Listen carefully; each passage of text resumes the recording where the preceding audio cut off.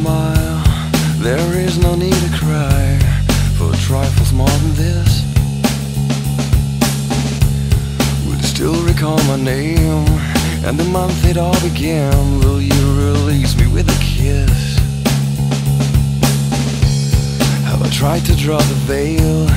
If I have, how could I... Halló, Bocskor Gábor, meg Lajoska. Szia! Jaj, szia! Szia, adásban vagyunk, ha nem nagy baj, mondd a keresztneved. Vagy mondj egy keresztnevet. Vagy bármilyet, igaz. István. István az mindig jó, az általában Az a kamu keresztnevek között a legnépszerűbb. Ja. Nem baj. István, te vasutas sztrájkoló vagy? Igen. És 1000 forintot kapsz azért, hogy sztrájkolj? Hát most igen. Kitől? Ez a szakszervezet. Tényleg? És alá kell írni valamit, vagy csak úgy kiosztják? Tehát a szakszervezet fizeti. A sztrájkodat? Hát mindenkinek, igen. De hát óránként 1000 forint? Tehát ez elég jó. Egész jó. Most hát volt 500 is tavaly.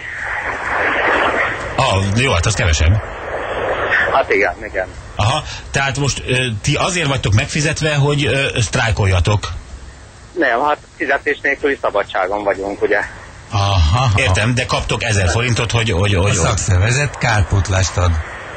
Hát igen. Azt kicsit előbb kapjuk meg, mint a fizetést. Aha, és ez, hát akkor megéri nektek. Hát igen.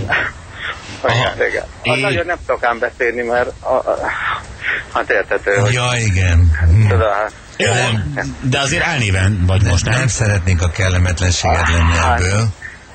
Igen, mondjuk itt sok István van. Aha. Jó, Ráadásul ez nem is az igazi neve. még egy kérdés, István, ez általános? Tehát minden sztrájkoló kap? Persze, hát ugye, hát ez fizetéskiesés, tehát... Értem. De ez miből finanszírozod? Hát a szakszervezeti tagsági díjból, nem? Így van. Abból annyi befolyik, hogy ez így lehet? Így van. Oké. Hát gondolom, vannak szponzorok. Jó, van szponzor is.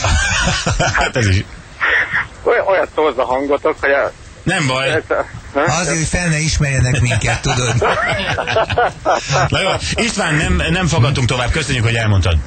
Have I tried to draw the veil? If I have, how could I fail? Did I feel the consequence? Dazed by careless words, cozy in my mind.